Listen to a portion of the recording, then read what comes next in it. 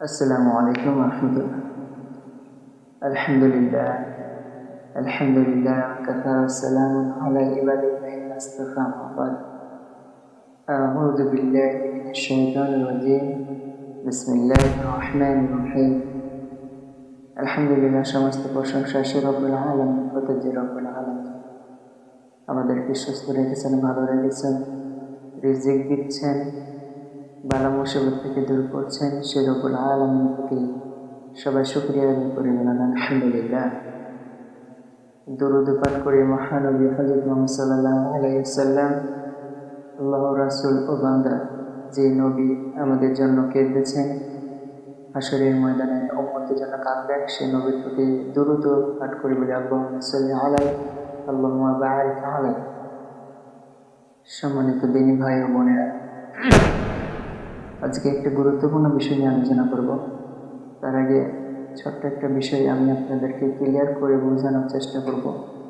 আর এটুকু এই কারণে বলছি যে ভালো কিছু করতে গেলে ভালো কিছুর চেষ্টা করতে হয়, এবং কি ভালো কিছুকে পাইলে সেটা কি করতে হয়, আপনাকে আমল করতে হয়। প্লাস তো আমার এই চ্যানেলটুকু দিনী জ্ঞান অর্জন করা, এক দ্বিতীয়ত হলো দিন প্রচার করার উদ্দেশ্যে খোলানো হয়েছে। তো আপনারা যদি একটু সাপোর্টিং করেন আমার এই চ্যানেলটুকু, একটু চ্যানেলটুকু যদি সাবস্ক্রাইব করেন, একটা লাইক করেন, তাহলে আমার এনার্জি, আত্মবিশ্বাস দিনের প্রতি আরও বেশি জাগৃত হবে, এবং কি সঠিক দিন প্রচারের জন্য আল্লাহ পাক আমাকে অবশ্যই সাহায্য করবেন যদি আপনারা একটু সাপোর্টিং করেন। সম্মানিত দিনী ভাই ও বোনেরা, আমি আপনাদেরকে বলতে চাই, আপনারা যেভাবে যে জায়গা থেকে ভিডিওটা দেখেন না কেন, অবশ্যই এই দিন প্রচারের ভিডিওটুকু আপনারা নিজের দায়িত্ব হিসাবে চ্যানেলটুকু সাবস্ক্রাইব করবেন, আর একটা করে লাইক করবেন, আর একটা বিষয় ভালো মন্দ কমেন্ট করবেন। যদি কোনো সমাধান যে যে মানে অনেক মানুষ অনেক কিছু জানতে চান, সেটা আপনারা কমেন্ট করে বলবেন, তাহলে নেক্সট ভিডিওতে আমি অবশ্যই আপনাকে সেই সমাধানটুকু দেওয়ার চেষ্টা করবো ইনশাল্লাহ। তবে কোরআন এবং সেই হাদিস থেকে বলার চেষ্টা করবো ইনশাল্লাহ, এর বাইরে কিছু বলবো না। এক কথায় যা কিছু বলবো দলিল সহকারে বলবো, দলিলের বাইরে কোনো কিছু বলবো না। তো আল্লাহ পাক আমাদেরকে এই দিনে জ্ঞান অর্জন করার জন্য এবং কোরআন এবং হাদিস থেকে আলোচনা শোনার জন্য তৌফিক দান করে সবাই না। আমি আজকে যে বিষয়টুকু নিয়ে আলোচনা করব, সবচেয়ে গুরুত্বপূর্ণ বিষয়, এখানে হাদিসে সুন্দরভাবে স্পষ্ট করানো আছে। আমি কিন্তু দলিল সহকারে কথা বলবো। আল্লাহ পাক আমাকে বলার তৌফিক দান করো, আমি বলি আমি। ফজরের নামাজ পড়লে সে আল্লাহর জিম্মায় চলে যায়, একটা হাদিস গুরুত্বপূর্ণ। তো এই কথাটুকু এই কারণেই বলছে যে যারা ফজরের সালাত আদায় করবেন সেই ব্যক্তিরা আল্লাহর জিম্মায় হয়ে যায়। সুবহানাল্লাহ। তার মানে সারাদিনের যে দায়িত্বটুকু আছে, রিজিক থেকে, সুস্থ থেকে, ভালো মন্দ ইত্যাদি যা কিছুই আছে, সম্পূর্ণই সে রব্বুল আলামিনের কাছে জিম্মাদারি হয়ে যায় সেই বান্দা। তো ভাইরা, আমি আপনাদেরকে বলি, এই যে আমরা সারাটা দিন কাজকর্ম করি, এটা ওটার দিকে সময় কাটাই, দোকান পাঠাই, যেখানে সেখানে ইত্যাদি ইত্যাদি, যে কোনো জায়গাতে আমরা সময়টুকু নষ্ট করি। রাতের কালে যখন আমরা ঘুমাই, সেই ঘুমানোর অবস্থায় কিন্তু আমরা দেখেন, আমি আপনাদের এটুকু বলতেছি, আপনি সারাদিন সব কিছু করার পর রাত্রে আপনি খাওয়া করে ঘুমালেন, হয়তো সেই ঘুমটাই আপনার শেষ ঘুম। আর দ্বিতীয়বার আল্লাহ আপনাকে দুনিয়ার মধ্যে নাও চেতন করতে পারে। বাস্তবে কিন্তু এটা হয়। অনেক মানুষ সারাটা দিন কাজকর্ম করার পরে রাত্রে আসরে নামাজ পড়ে ঘুমাইছেন, আল্লাহ পাক তাকে নিয়ে চলে গেছে, সে আর দুনিয়াতে ফেরত আসে না। তাহলে আপনাদেরকে বলি ভাইরা, এই দুনিয়াটা মানুষের জন্য অনেকের একটা পরীক্ষামূলক, জাস্ট পরীক্ষামূলক, আর কিছু না। তাহলে এই পরীক্ষামূলক দুনিয়ার ভিতরে আমরা এত হানাহানি, কাটাকাটি, মারামারি, এত কিছু করার দরকার? একে গুতাগুতি, এর ঝগড়াঝাটি, এর গিবত, এর সমালোচনা, এর অপবাদ দেওয়া ইত্যাদি ইত্যাদি, এই বিষয়গুলো আমি মনে করি আমাদেরকে না করাই ভালো, যেহেতু আমরা দুনিয়াতে বেশি দিন বাঁচব না। হ্যাঁ, তবে আমি একটা কথা বলি আপনাদের, যদি আমরা চিরস্থায়ী বাঁচতাম, কিয়ামত আগ পর্যন্ত যদি আমরা বেঁচে থাকতাম, তাহলে আমরা এই কাজগুলো করলে হয়তো আমাদের একটু মানানসই হতো। কীরকম হতো? যে কিয়ামত পর্যন্ত আমরা বেঁচে আছি, দুনিয়ার ভিতরে সব কিছু করবো, যেদিন কিয়ামত হবে সেদিন আল্লাহর কাছে আমরা হিসাব দেব, যা হবে তখন হবে। মরার পরে তো আর কোনো কিছু আমাদের শাস্তি ভোগ করতে হবে না, তো যখন তখনই হবে। কিন্তু ভাইরা, আমি বলি দুনিয়াটা আল্লাহ মানুষদের জন্য ক্ষণিকের জন্য তৈরি করে দিয়েছে, সামান্য। এই যে দুনিয়াটা দেখছেন না, এই দুনিয়াতে আসলে কে আপন না, আপনার আমার কেউ আপন না, যাদের জন্য আমরা আমাদের জিন্দগিটা শেষ করে দিচ্ছি, আমাদের বিবি বউ আছে, ছেলে পিতা মাতা আত্মীয় স্বজন, যাদের জন্য আমরা আমাদের সময়টুকু ব্যয় করে দিচ্ছি, নষ্ট করে দিচ্ছি, সেই মানুষগুলো কিন্তু আমাদের পর হবে, সত্যিকারের পর হয়ে যাবে। আর এই সত্যিকারের পর কখন হবে জানেন? যখন মানুষ দুনিয়া থেকে চলে যাবে। দুনিয়া থেকে যখন একটা মানুষ মৃত্যু হয়ে যায়, তখন তার সব কিছুই পর হয়ে যায়। একমাত্র আপন বলতে আল্লাহ রাসূল ছাড়া আর কেউ থাকে না। কারণ দুইটা জিনিস, দুইটা মানুষ, যদি বলি যে আল্লাহ আমাদেরকে সৃষ্টি করেছেন, সে আল্লাহ আমাদের যে যতটুকু ভালোবাসেন, পৃথিবীর কোনো মানুষ এতটুকু ভালোবাসতে পারে। যেহেতু আল্লাহ আমাদেরকে ৯৯% ভালোবাসেন। আর নবীজি তো আমাদেরকে তো ১৪০০-১৫ বছর আগে আল্লাহ রসুল আমাদের জন্য কেঁদেছেন, উম্মতির জন্য না দেখে কেঁদেছেন। সুবহানাল্লাহ। সেই নবীকে যদি আমরা ভালো না বাসি, তাহলে আমরা উম্মতির কাতারই করবো না, আমাদের মুসলমানের চিহ্নের মধ্যে পড়তেছি।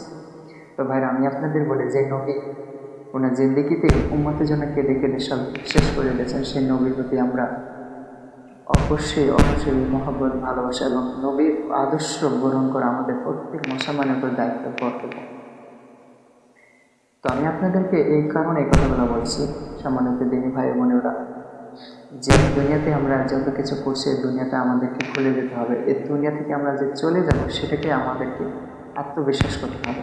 এবং কি যাওয়ার আগে আমাদের কবরে যাওয়ার যে সামান তৈরি করা, যে দরকারি যে কাজগুলো আছে, আল্লাহর ইবাদত বন্দেগী করা, ভালো কাজ করা, মানুষের ক্ষতি না করা, প্রতিটি মানুষের সাথে সৎ, নরম, ভদ্র আচরণ ব্যবহার ভালো করা, এই যে কাজগুলো আছে, এক কথায় নবীর আসলে আদর্শ গ্রহণ করা, তাহলে কিন্তু আমরা দুনিয়াতে যেরকম শান্তি দেখাবো, পরকালও শান্তি দেখাবো। তবে আমি মনে করি একটা মানুষের শুরু হয় মরার পরে। কেননা একটা মানুষ দুনিয়াতে যতদিন বাজে, ততদিন তো সে একটা পৃথিবীর মধ্যে বাঁচল। যখন একটা পৃথিবী থেকে আরেকটা পৃথিবীর মধ্যে চলে যায়, আরেক জায়গায় পরিবর্তন হয়ে যায়, তখন তার পরিপূর্ণ আযাব শুরু হয়ে যায়। তার মানে দুনিয়া থেকে যখন আপনি বিদায় হলেন, মরার পরে চিরস্থায়ী হয়ে গেল, আর সেখানে আপনার মৃত্যু নাই আর জন্মও নাই, শুধু শাস্তি আর শাস্তি। একটা জিনিস আমি আপনাদেরকে সাপোজ বোঝানোর চেষ্টা করব, যতগুলো কবরের ভিতরে শাস্তি দেওয়া হবে, এই সামান্য শাস্তি যদি দুনিয়ার ভিতরে কোনো মানুষকে জাস্ট 4 ভাগের 1 ভাগ, মানে কয়েক বিন্দু মনে হয় যদি দেওয়া হতো, আমি মনে করি যে ওই মানুষটা দুনিয়ার ভিতরে ওই শাস্তি দেখে হাজার হাজার পশু প্রাণীগুলো ছেড়ে দিত। এবং কি অনেক মানুষ ওই শাস্তি দেখে অনেক মানুষের খাওয়া ছেড়ে দিত, শুধু আল্লাহর প্রতি পাগল হয়ে যেত। সুবহানাল্লাহ। তো এটা কিন্তু অনেক কথা আমাদেরকে বাস্তব দুনিয়ার ভিতরে দেয়, এটা আমাদের জন্য নির্ধারিত করে দিয়েছে, মরার পরে আমরা আমাদের কর্মফলটা পাবো। আচ্ছা, একটা জিনিস দেখেন, দুনিয়াতে আমরা 60-70 বছর, 80 বছর, 90 বছর বাঁচি, কখনো কি আমরা হিসাব করে দেখছি যে আমাদের ইবাদত করলাম, আমাদের ইবাদতে কতটুকু আমরা নেক আমল করছি, কতটুকু আমরা আমলদারি করছি, বা কতটুকু নেকি আদায় করছি? এটুকু আমরা একটু হিসাব করে দেখি তো, বা কতগুলো গুনাহ করেছি সেগুলো হিসাব করে দেখি তো। তো আমাদের যদি আমরা দুনিয়াতে এই হিসাবটুকু করি, তা আমি মনে করি যে প্রতিটি মানুষ দুনিয়ার ভিতরে ফেল মারবে। কেননা গুনার যে ভাগিদার, গুনাহ যে আমরা করি প্রতিদিন, প্রতিনিয়ত 24 ঘন্টা 12 ঘন্টার মধ্যে আমরা গুনাহ করতে আছি, কোথা থেকে, চলাফেরা থেকে ইত্যাদি যাবতীয় সব কিছুতে আমরা গুনাহ করি। তো এত গুনাহ হিসাব যদি আমরা করতে যাই, তাহলে আমরা আমাদের নিজের মাথাটুকু হ্যাং হয়ে যাবে। তো তারপর আল্লাহ এত দয়ালু, এত রহমান, এত গফফার, যে রব্বুল আলামিন বলছে, যদি কোনো বান্দা সঠিকভাবে আমাকে ডাকে, তার মন দিল থেকে যদি ডাকে এবং আমাকে সিজদা করে, তাহলে আমি আল্লাহ তার সমস্ত গুনাহ মাফ করে দেব। এই জন্য এই হাদিস থেকে বর্ণনা করছে যে আল্লাহ যখন বলছেন যে যারা ফজরের সালাত নামাজ পড়ল, সে আল্লাহর জিম্মাদার হয়ে যায়। তার মানে এখানে কত সুন্দর একটা কথা, আপনি ফজরের সালাত আদায় করছেন, আল্লাহ জিম্মাদারি হয়ে গেছেন, সব কিছু দায়িত্ব আল্লাহ আপনার জিম্মাদারি নিয়ে গেছে। সুবহানাল্লাহ। হাসান হাদিসটা কি বলছে মুসলিম হাদিস 1526 নম্বর হাদিস সুন্দরভাবে স্পষ্ট করা আছে। এখানে বলছে হযরত জুনদুব হতে বর্ণিত, তিনি বলেন রাসূল সাল্লাল্লাহু আলাইহি ওয়াসাল্লাম ইরশাদ করেছেন, যে ব্যক্তি ফজরের নামাজ আদায় করে সে আল্লাহ তাআলার হেফাজতে এসে যায়। সুবহানাল্লাহ। তার মানে যে ব্যক্তি ফজরের সালাত আদায় করে সে ব্যক্তি কি আল্লাহর হেফাজতের মধ্যে চলে আসে। তার মানে আপনি বিপদ থেকে বা সমস্যা থেকে ইত্যাদি যত ধরনের সমস্যা আছে সব কিছুর সমাধান আল্লাহ পাক আপনাকে আমাকে করে যারা ফজরের সালাত আদায় করে। এখন আমার কথা হলো ভাইরা, আমি মনে করি যে প্রতিটি গ্রামের যতগুলা মসজিদ আছে সব মসজিদের প্রতিটি বাড়ি থেকে যদি একটা করে মানুষ হয়তো ফজরের সালাতে আসতো, তাহলে আমার মনে করি যে মসজিদে থাকতো না নামাজ পড়ার জন্য, এত মানুষ হতো। আল্লাহু আকবার। কিন্তু আফসোসের বিষয়, আমরা সারাদিন কাজকর্ম করার পরে এশারের নামাজ তো পড়িই না, বরং খাওয়া দাওয়া করে 10টা-11টার দিকে আমরা আমাদের ফোন ইত্যাদি কাজগুলোতে সময় দিতে দিতে 12টা-1টার দিকে চলে যায়, দিয়ে আমরা এমন সময়টাতে ঘুমাই যে সময়টা আমাদের ঘুমালে আমাদের শরীরের জন্য ক্ষতি হতে পারে, সে সময়টাতে আমরা তখন ঘুমাই। আর যখন ঘুমাই তখন আমরা ফজরের সালাত আর আদায় করতে পারি না, তখন আমরা চেতন হই না, তখন আমাদের শয়তান আমাদেরকে ধোঁকা দিয়ে আমাদেরকে ঘুম পাড়িয়ে দেয়। তো আফসোসের বিষয় এখানে এই কারণে কথাটুকু বলছি ভাইরা, যে এই 60-70 বছর জিন্দিগিতে এত মায়া মহব্বত করা দরকার নাই, আর এত কিছু টাকা পয়সা ধন দৌলত এটা ওটা করার কোনো দরকার নাই। আল্লাহর কাছে আপনি ততটুকু চান যতটুকু আমার রব্বুল আলামিন আপনাকে দোয়ার সামর্থ্য করেছেন। আমার রব্বুল আলামিন আপনার আমার জন্য নির্ধারিত করে দিয়েছেন যে আমার বান্দার জন্য কতটুকু দুনিয়ার ভিতরে লাগে, এর বেশি চাওয়া দরকার নাই। প্রকৃত মুমিন ইমানদার তারাই যারা আল্লাহর কাছে এই কথাটুকু বলেন যে আল্লাহ আপনি আমাকে দুনিয়াতে ততটুকু দেন যতটুকু আমার চলার দরকার, আমার যতটুকু দরকার বা আমি যতটুকু পাইলে আমি দুনিয়াতে সুন্দরভাবে চলতে পারবো, আপনাকে যেন না ভুলে দেয়। সুবহানাল্লাহ।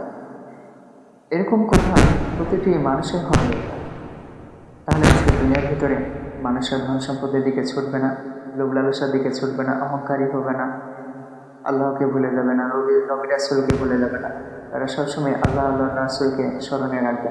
যদি প্রতিটি মানুষের এরকম কথা হয়, আজকে আফসোসের বিষয় আমাদের দুনিয়ার ভিতরে আমরা শুধু আমাদের এই যে ক্ষণিকের দুনিয়াতে নিজের স্বার্থের জন্য আমাদের ধন সম্পদের ছোটাছুটির কারণে আমরা আল্লাহ রাসূলকে ভুলে গেছি। ইসলাম থেকে তো দূরে পিছিয়ে গেছি, পাশাপাশি আমরা আল্লাহর ইবাদত থেকে বঞ্চিত হয়ে গেছি। এমনকি নামাজ কালাম ইবাদত যতগুলো ইসলামের আহকামগুলো আছে সম্পূর্ণ কাজগুলি আমরা কী করে দিচ্ছি, নষ্ট করে দিচ্ছি, যে আমরা দুনিয়ার পিছনে ছোটাছুটি করতেছি।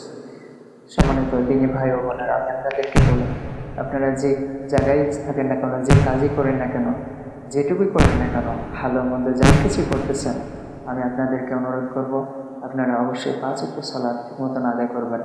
যদি 5 ওয়াক্ত সালাত আদায় করতে পারেন তাহলে আমার রব্বুল আলামিন আপনার আমার সমস্ত গুনাহগুলো মাফ করে দেবে।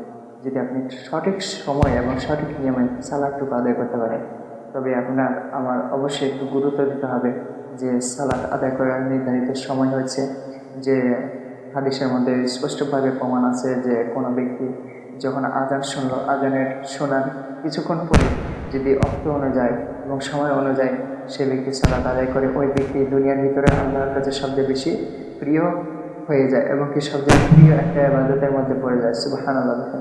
তো আল্লাহ পাক আমাদেরকে সেভাবে সালাত আদায় করার জন্য তৌফিক দান করে সকল। আমি এবার হাদিস আমি আপনাদেরকে আলোচনা করে শেষ করবো ইনশাল্লাহ। প্রতিদিন ফজর আসরের সময় ফেরেশতাগণ আগমন করে। সুবহানাল্লাহ। হাদিসটা থেকে কি বলছে আমরা শুনি। আবু হুরায়রা রাদিয়াল্লাহু আনহু বর্ণিত, তিনি বলেন রাসূল সাল্লাল্লাহু আলাইহি ওয়াসাল্লাম ইরশাদ করেন, ফেরেশতাদের এর দুটি জামাত রাতে ও দিনে আল্লাহর কর্মে অবতরণ করেন। মানে দুইটি জামাত আছে ফেরেশতাদের, একটা হলো রাতে, একটা হলো দিনে। তারা কি করে, মানে ওটাকে প্রতিযোগিতা করে, এই দুইটা জামাত করার জন্য প্রতিযোগিতা করে। নামাজের সময় দুনিয়াতে একত্রিত হন। অভয় দুটি দলে কি করে, আপনার ফজর এবং আসরের সময় তারা দুনিয়ার ভিতরে কি আগমন করে। সুবহানাল্লাহ। দুনিয়াতে আগমন করে সত্যবতর দুনিয়াতে থাকেন। আর তোমাদের মধ্যে যারা রাত্রি যাপন করেছেন তারা আসমানে উঠে যান। আল্লাহ তাআলা বান্দাদের সম্পর্কের অভিজ্ঞত হওয়া সত্ত্বেও ফেরেশতাগণকে জিজ্ঞাসা করেন, আমার বান্দাদেরকে কোন অবস্থায় রেখে এসেছ? যখন তারা বলেন, আমরা তাদেরকে নামাজরত পেয়েছিলাম এবং এখনও নামাজ অবস্থায় রেখে এসেছি। সুবহানাল্লাহ ওয়া বিহামদিহি। সহিহ বুখারী হাদিস 555 নম্বর হাদিস এবং 3223 নম্বর হাদিসে সুন্দরভাবে স্পষ্ট করা আছে। মুসলিমও এই হাদিসটি বর্ণনা আছে, ইবনে মাজাহও আছে, তারপরে আহমদ সহিহ থেকে হাদিসগুলোতে বর্ণনা করা আছে। কত গুরুত্বপূর্ণ একটা কথা যে দুইটি জামা দুনিয়ার ভিতরে হয় ফেরেশতাদের, একটা হলো ফজরের সময় আর আসরের সময়। সুবহানাল্লাহ। যখন আল্লাহ বুঝেন যে আমার বান্দা কতটুকু ইবাদত বন্দী করছেন, কখন নামাজ পড়ছেন, কখন সব কিছু তো জানেন, আপনি সব কিছু আলাদা দেখেন, তারপরে জিজ্ঞাসা করেন যে বান্দা কোন অবস্থায় ছিল, তাদেরকে কি অবস্থা রেখে আসছেন একটু বলুন।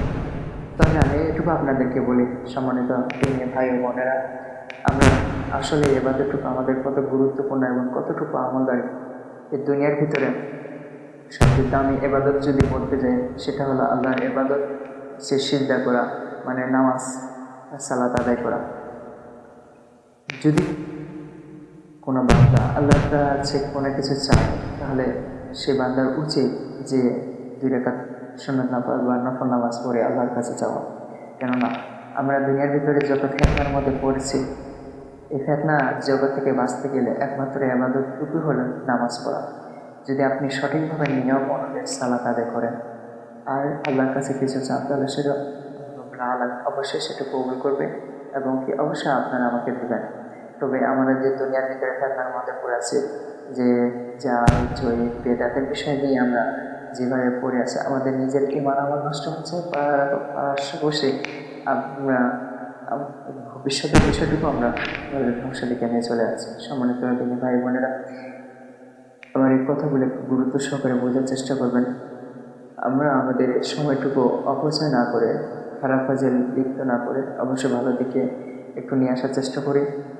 কোরআন এবং হাদিসকে বোঝার চেষ্টা করি, দিন সঠিকভাবে জানার চেষ্টা করি এবং কি আমাদের যে আমল করতে হবে, ইবাদত বন্দেগী করতে হবে, সেই বিষয়গুলো আমরা একটু গুরুত্ব প্রাধান্য দেওয়ার চেষ্টা করি। আল্লাহ আমাদেরকে সঠিক বুঝ দান করে। বলেন আমি 2টি হাদিস থেকে আলোচনা করেছি, আপনাকে আমল করা এবং আমাকে আমল করার তৌফিক দান করা বলেন আমি। আর অবশ্যই ভিডিওটুকু না টেনে সম্পূর্ণ দেখবেন আর একটা লাইক অবশ্যই করবেন আর অবশ্যই ভিডিওটুকু সাবস্ক্রাইব করবেন। আজকে এখান পর্যন্ত, নেক্সট আবার একটা ভিডিও নিয়ে আপনাদের কাছে হাজির হব। তার আগে সাথে থাকুন আর আমাদের এই ইসলামিক ভিড চ্যানেলটুকু অবশ্যই সাবস্ক্রাইব করবেন। তো সম্মানিত দিনী ভাই বোনেরা, এখান থেকে সুবহানাকাল্লাহুম্মা ওয়া বিহামদিকা আশহাদু আল্লা ইলাহা ইল্লা আনতা আস্তাগফিরুকা ওয়া আতুবু ইলাইক।